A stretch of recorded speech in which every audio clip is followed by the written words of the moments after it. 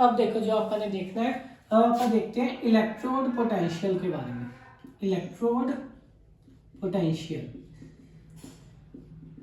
कि इलेक्ट्रोड का कितना पोटेंशियल है। ठीक है, ये दो टाइप का होता है इलेक्ट्रोड पोटेंशियल। एक होता है ऑक्सीडेशन, इलेक्ट्रोड ऑक्सीडेशन पोटेंशियल,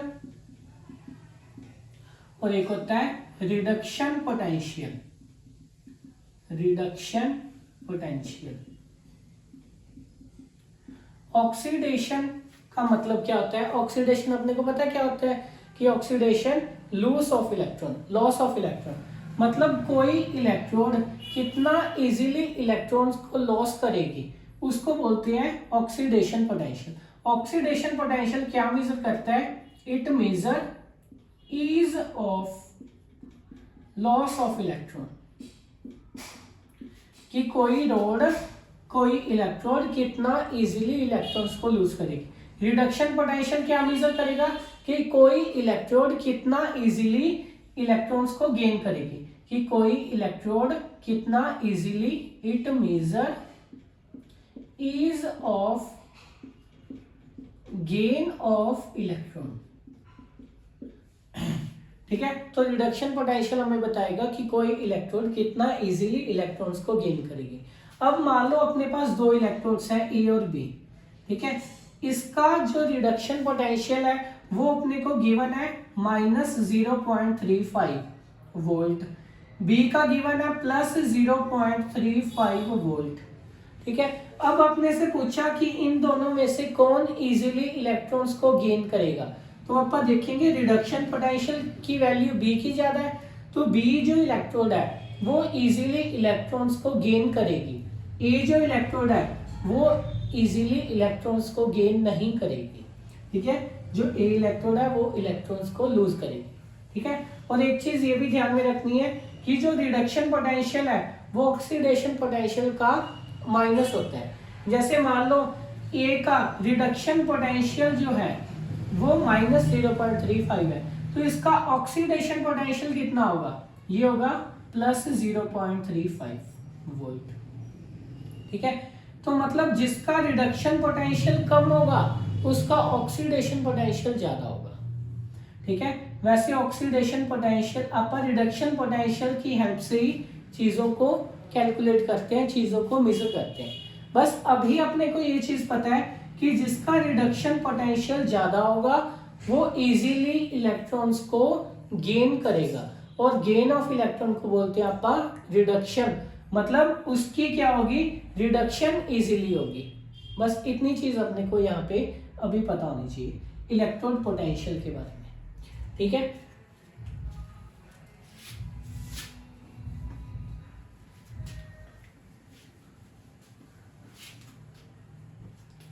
अब देखो ये इलेक्ट्रोड है, इसका भी कोई ना कोई पोटेंशियल होगा, रिडक्शन पोटेंशियल।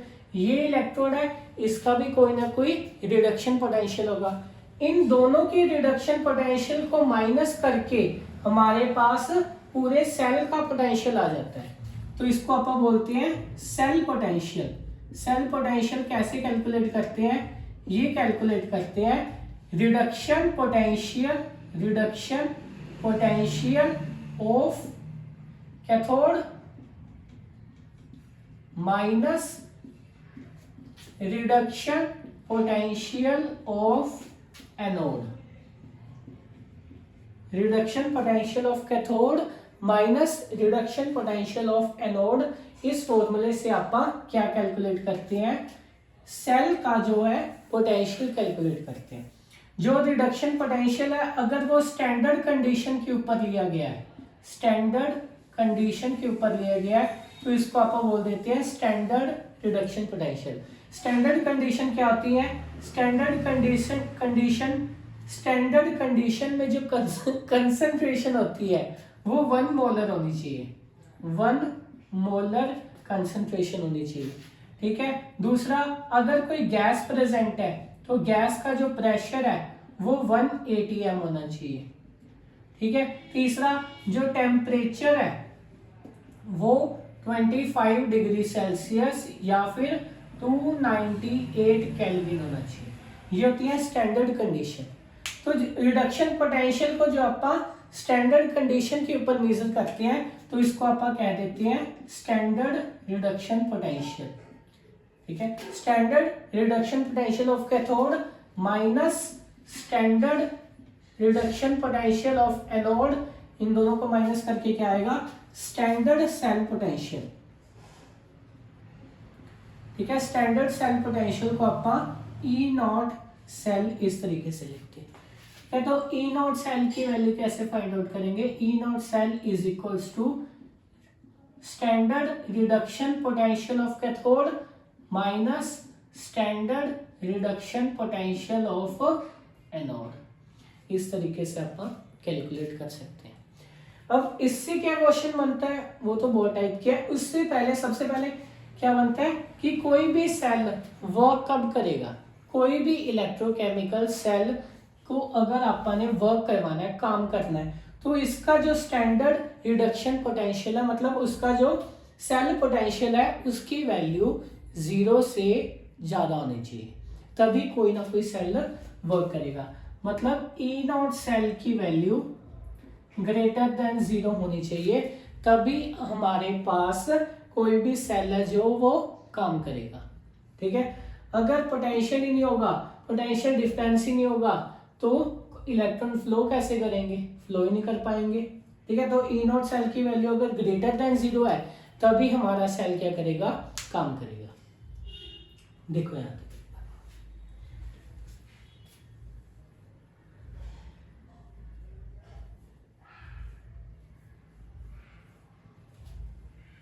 ठीक है, तो इस तरीके से आप किसी भी सेल का जो है वो सेल का पोटेंशियल आप मेजर कर सकते हैं। और डैनियल सेल का जो ई नॉट सेल है वो अपने को वैसे ही याद रखना है कि डैनियल सेल का जो ये यहाँ पे बनाया हुआ है ना अपन, डैनियल सेल का standard cell potential E not cell की वैल्यू क्या होती है, 1.1 वोल्ट।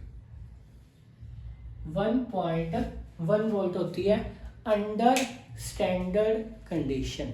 स्टैंडर्ड कंडीशन क्या होती है कि टेम्परेचर 25 डिग्री सेल्सियस या 298 केल्विन, कंसंट्रेशन 1 मोलर।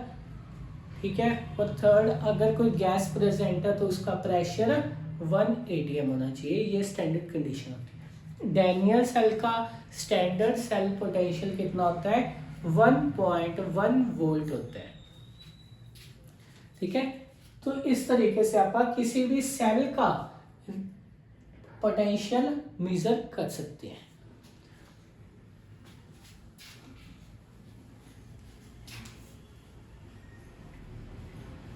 अब इसके बाद आप देखेंगे कि किसी भी सेल का तो अपने को मेजर करना आ गया। अगर किसी इलेक्ट्रोड का रिडक्शन पोटेंशियल अपने को मेजर करना है तो वो आप कैसे मेजर कर सकते हैं।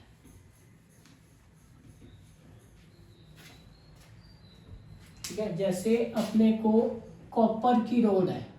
ठीक है, कॉपर की रोड का अपने को किसी ने पूछ लिया कि बताओ इसका स्टैंडर्ड रिडक्शन पोटेंशियल कितना होगा। ठीक है, मान लो जिंक की रोड है, इसका स्टैंडर्ड रिडक्शन पोटेंशियल कितना होगा, कैसे पता लगेगा। तो इसके लिए यूज किया जाता है स्टैंडर्ड हाइड्रोजन इलेक्ट्रोड का, स्टैंडर्ड हाइड्रोजन इलेक्ट्रोड। ठीक है, शॉर्ट फॉर्म क्या होती है इसकी, SHE, शी, SHE।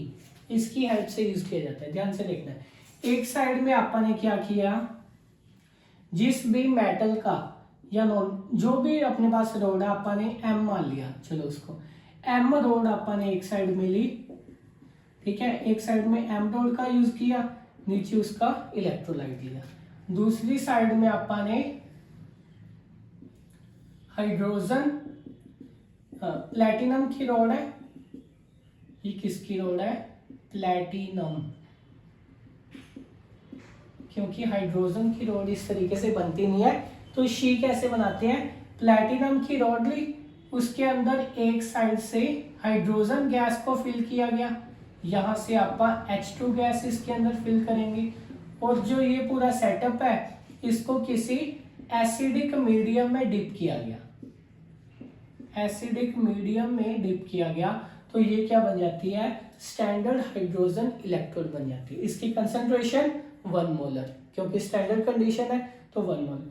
प्लैटिनम की रॉड ली, उसके अंदर हाइड्रोजन गैस को फिल किया गया और इस पूरे को किसी एसिडिक मीडियम में डिप किया गया जिसकी कंसंट्रेशन 1 मोलर है, तो ये क्या बन गई, SHE, स्टैंडर्ड हाइड्रोजन इलेक्ट्रोड। ये अपने पास मेटल है, जैसे कोई भी कॉपर हुआ तो CuSO4, जिंक हुआ ZnSO4, Ag हुआ AgNO3, जो भी हुआ उसका इलेक्ट्रोलाइट लिए, इन दोनों को आपस में कनेक्ट किया गया। ठीक है, यहाँ पे मान लो वोल्टमीटर लगाया, वैसे पैरेलल में लगाते हैं दिखाने के लिए इस तरीके से, यहाँ पे स्विच है, इन दोनों को आपस में कनेक्ट किया। अब देखो यहाँ पे हाइड्रोजन ही क्यों यूज किया गया, हाइड्रोजन क्या होती है, हाइड्रोजन एक ऐसा एलिमेंट होता है जो इलेक्ट्रॉन्स को गेन भी कर सकता है और जो इलेक्ट्रॉन्स को लूज भी कर सकता है। मतलब हाइड्रोजन की ऑक्सीडेशन भी हो सकती है, उसकी रिडक्शन भी हो सकती है।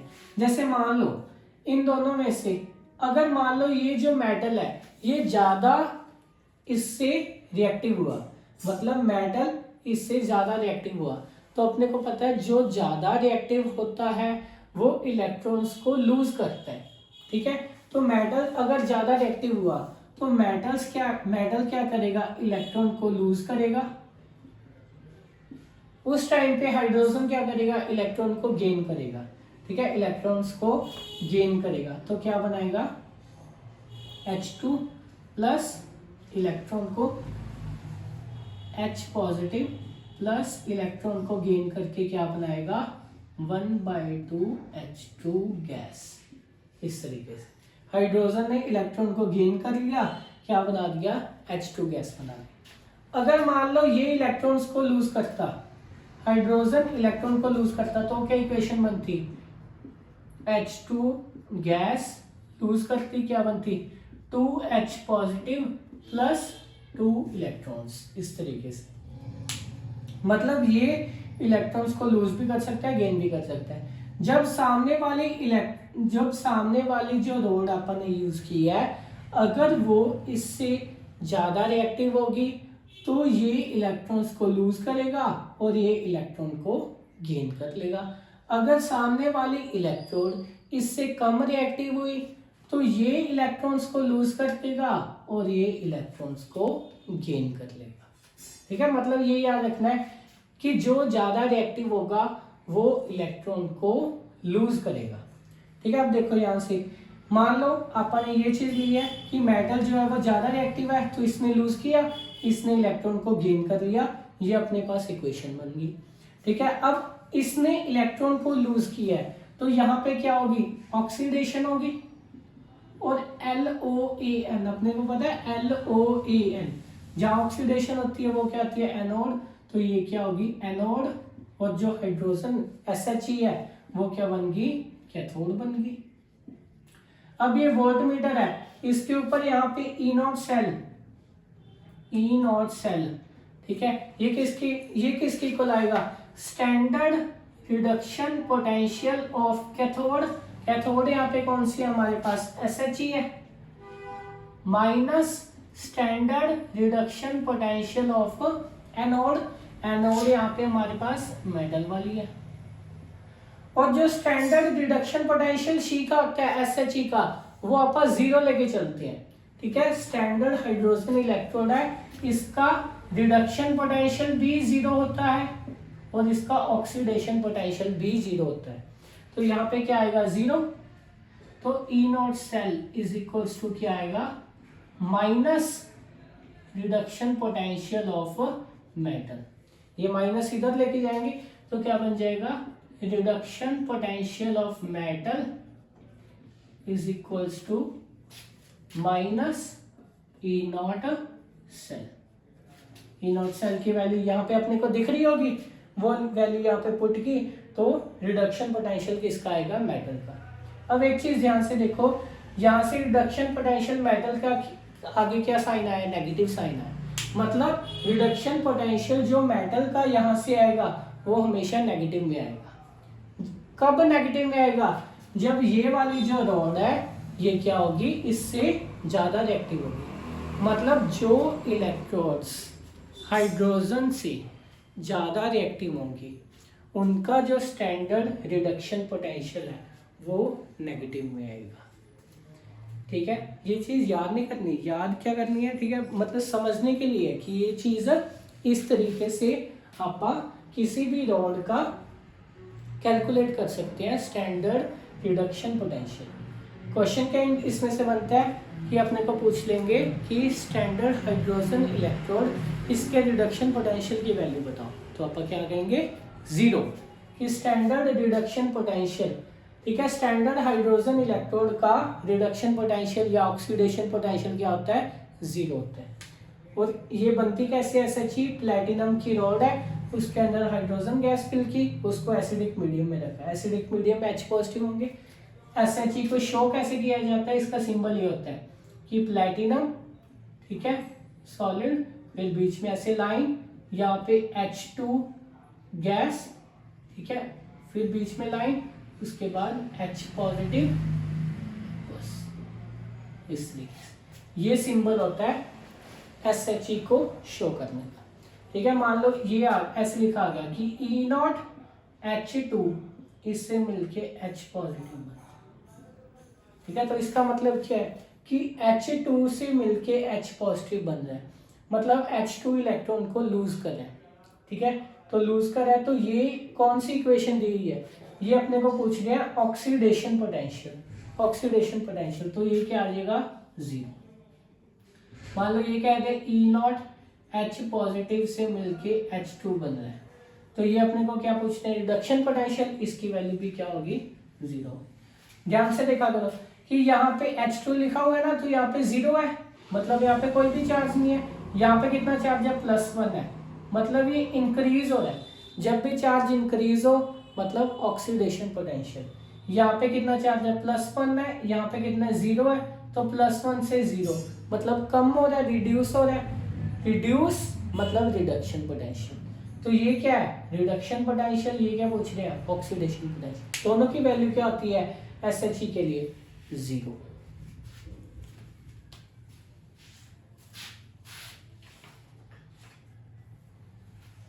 ठीक है, अब लास्ट टॉपिक देखते हैं आप आज का।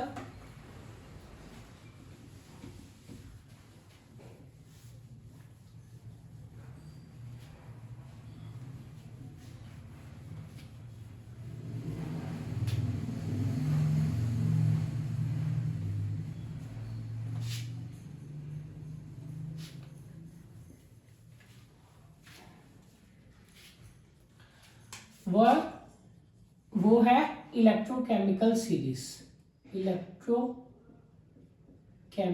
सीरीज। इलेक्ट्रोकेमिकल सीरीज क्या होती है कि आपा ने देख लिया कि हाइड्रोजन की इलेक्ट्रोड होगी, ठीक है, उसका रिडक्शन पोटेंशियल 0 होगा, उसकी हेल्प से आपा ने बाकी सभी जितने भी मेटल्स नॉन मेटल सभी रॉड थी सबका रिडक्शन पोटेंशियल कैलकुलेट किया और सबके रिडक्शन पोटेंशियल को एक सीरीज में लगा दिया। उस सीरीज को बोलते हैं अपन इलेक्ट्रोकेमिकल सीरीज।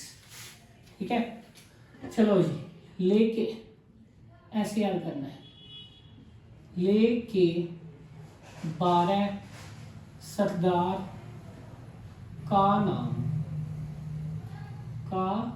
नाम मांगे अली महान, जान कर फेंके सीढ़ी को नीचे, सोना पंजाब है, लेके 12 सरदार का नाम मांगे अली महान, जान कर फेंके सीढ़ी को नीचे, सोना पंजाब है। ठीक है, क्यों आई आज हांगकांग में ब्रिटनी पटाई, 4 किलो सोना लाई 4 किलो Cl सोना लाई फ्री में। ठीक है, इस तरीके से अपन इलेक्ट्रोकेमिकल सीरीज को अपन याद कर सकते हैं। ठीक है, लेके 12 सरदार का नाम, मांगे अली महान, जान कर फेंके सीढ़ी को नीचे, सोना पंजाब है क्यों आई आज, हांगकांग में ब्रिक ने पटाई, 4 किलो सोना लाई फ्री में। ठीक है, अब देखो यहाँ पे है हाइड्रोजन, हाइड्रोजन का रिडक्शन पोटेंशियल क्या होता है, 0 होता है, और जो इसके ऊपर है वो सभी हाइड्रोजन से ज्यादा रिएक्टिव है। ठीक है, तो इन सबका अपन ने देखा ना अभी पीछे, जो हाइड्रोजन से ज्यादा रिएक्टिव होंगे उनका सबका रिडक्शन पोटेंशियल क्या होगा, नेगेटिव।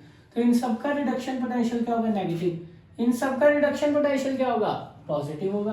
ठीक है, ध्यान से देखिए, जैसे जैसे आप नीचे जाएंगे सीरीज में इस तरीके से, ये इसके नीचे, ये यहाँ पे, जैसे जैसे आप नीचे जाएंगे इस तरीके से, तो रिडक्शन पोटेंशियल की वैल्यू क्या होगी, रिडक्शन पोटेंशियल की वैल्यू इंक्रीज होगी। अब अपन ने देखा है कि जिसके रिडक्शन पोटेंशियल की वैल्यू ज्यादा होगी वो इजीली इलेक्ट्रॉन्स को गेन करेगा। ठीक है, तो इनमें से सबसे इजीली इलेक्ट्रॉन्स को गेन कौन करेगा, तो अपन कहेंगे F2। F2 सबसे इजीली इलेक्ट्रॉन्स को गेन करेगा। अगर सबसे इजीली इलेक्ट्रॉन्स को गेन करेगा तो इसकी सबसे इजी रिडक्शन होगी। जिसकी रिडक्शन होती है वो कौन सा एजेंट होता है, ऑक्सीडाइजिंग एजेंट होता है। तो ये क्या हो गया, F2 हमारा ये हो गया स्ट्रॉन्गेस्ट ऑक्सीडाइजिंग एजेंट।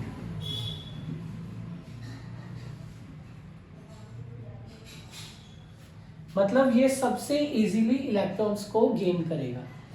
ठीक है, ऑक्सीडाइजिंग एजेंट की रिडक्शन होगी, रिड्यूसिंग एजेंट की ऑक्सीडेशन होगी। ये सबसे इजीली इलेक्ट्रॉन्स को गेन करेगा, और जो सबसे ऊपर है वो सबसे इजीली इलेक्ट्रॉन्स को लूज करेगा। तो Li क्या करेगा, सबसे इजीली इलेक्ट्रॉन्स को लूज करेगा। लूज मतलब करना ऑक्सीडेशन, और जिसकी ऑक्सीडेशन होती है वो क्या होता है, रिड्यूसिंग एजेंट। तो लिथियम का क्या हो गया, ये हो गया स्ट्रॉन्गेस्ट रिड्यूसिंग एजेंट।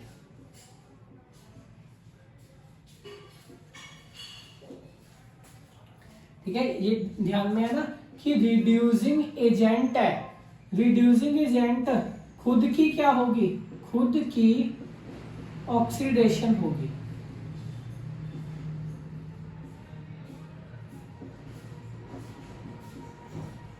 ठीक है, ये ऑक्सीडाइजिंग एजेंट है तो इसकी खुद की क्या होगी, खुद की रिडक्शन होगी।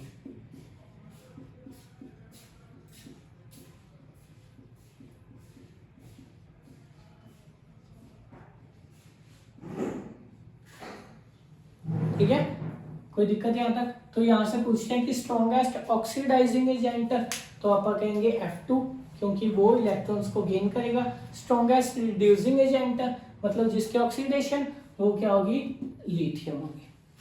ठीक है, कोई दिक्कत यहाँ तक। जैसे जैसे अपन नीचे आएंगे तो रिडक्शन पोटेंशियल की वैल्यू क्या होती है, इंक्रीज होती है। रिडक्शन पोटेंशियल की वैल्यू इंक्रीज होती है, मतलब नीचे जो वाले हैं ये वाले हैं, ये क्या होंगे, ऑक्सीडाइजिंग एजेंट होंगे। तो ऑक्सीडाइजिंग एजेंट है तो इनकी ऑक्सीडाइजिंग पावर ज्यादा होगी, तो इनकी रिड्यूसिंग पावर क्या होगी, कम होगी। ठीक है, ये ध्यान में रखना है कि ये रिड्यूसिंग एजेंट है, रिड्यूसिंग एजेंट की रिड्यूसिंग पावर ज्यादा होती है। ठीक है, ऑक्सीडाइजिंग एजेंट है, इनकी ऑक्सीडाइजिंग पावर ज्यादा होगी। तो जैसे जैसे आप नीचे आ रहे हैं, आप ऑक्सीडाइजिंग एजेंट की तरफ ही आ रहे हैं ना, तो इनकी रिड्यूसिंग पावर कम होगी। मतलब जैसे जैसे आप नीचे आ रहे हैं तो नीचे कौन सी पावर डिक्रीज हो रही है, रिड्यूसिंग पावर डिक्रीजेस। जैसे जैसे नीचे आ रहे हैं रिड्यूसिंग पावर क्या हो रही है, डिक्रीज हो रही है, ऑक्सीडाइजिंग पावर इंक्रीज हो रही है।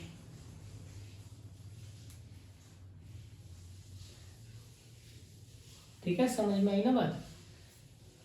तो अगर मान लो ये क्वेश्चन आ जाए कि अपने को ए और बी कोई भी दो एलिमेंट है, इसका -0.45, इसका +0.45, आपने को पूछा which is better oxidising agent, तो इनमें से बताओ अच्छा ऑक्सीडाइजिंग एजेंट कौन सा होगा। तो आपने देखना है कि जैसे जैसे नीचे जो लास्ट वाला होता है वो ऑक्सीडाइजिंग एजेंट ज़्यादा होता है, और नीचे रिडक्शन पोटेंशियल की वैल्यू इंक्रीज होती है, मतलब जिसकी रिडक्शन पोटेंशियल की वैल्यू ज़्यादा वो बेटर ऑक्सीडाइजिंग एजेंट होगा। तो इन दोनों में से रिडक्शन पोटेंशियल की वैल्यू इसकी ज़्यादा है, तो ये क्या होगा, बेटर ऑक्सीडाइजिंग एजेंट होगा। जिसकी रिडक्शन पोटेंशियल की वैल्यू कम वो बेटर रिड्यूसिंग एजेंट होगा। तो ए क्या होगा, बेटर रिड्यूसिंग एजेंट, बी क्या होगा, बेटर ऑक्सीडाइजिंग एजेंट। ठीक है, जैसे जैसे नीचे आते हैं रिडक्शन पोटेंशियल की वैल्यू इंक्रीज होती है, जिसका रिडक्शन पोटेंशियल ज़्यादा वो इजीली रिड्यूस होगा, इलेक्ट्रॉन्स को गेन करेगा, जो रिड्यूस होता है वो ऑक्सीडाइजिंग एजेंट होता है। ठीक है, तो नीचे वाले क्या होंगे, ऑक्सीडाइजिंग एजेंट ज़्यादा, मतलब जिसकी रिडक्शन पोटेंशियल की वैल्यू ज़्यादा वो बेटर ऑक्सीडाइजिंग एजेंट, जिसकी रिडक्शन पोटेंशियल की वैल्यू कम वो बेटर रिड्यूसिंग एजेंट।